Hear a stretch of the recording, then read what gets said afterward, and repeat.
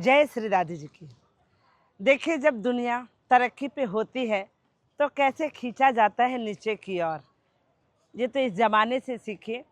इसके ऊपर मैं छोटी सी कहानी बताऊंगी कि मेंढक की झुंड जा रही थी कहीं रास्ते में, और चलते चलते रास्ते में एक कुआं था और उन्हें दिखाई नहीं दिया। दो मेंढक उसके अंदर चले गए। बहुत कोशिश करा ऊपर उठने की, लेकिन उठ नहीं पाए। तो बाहर से आवाज़ें आ रही थी मेंढक की कि बहुत गहरा कुआं है, आप नहीं निकल पाओगे, आप नहीं निकल पाओगे। बार बार निरंतर ये बोलता गया। तो एक जो मेंढक है वो प्रयास करी और नीचे ही रह गई। बहुत कोशिश करा और ऊपर से आवाज़ें आ रही है कि गहरा इतना है कुआं कि आप आने की कोई पॉसिबल है नहीं कि ऊपर आ सकते हो आप।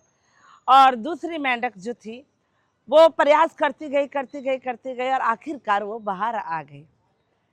और क्यों बाहर आ गई? क्योंकि उसे ऊपर की आवाज़ सुनाई नहीं दे रही थी, क्योंकि वो बहरी थी।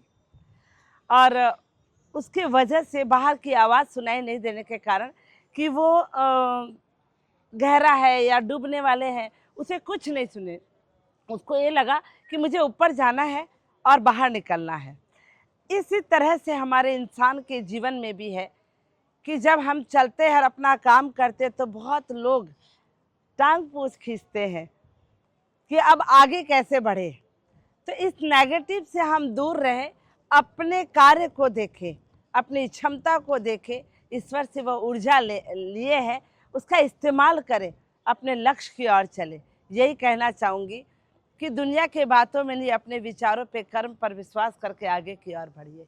जय श्री दादी जी की।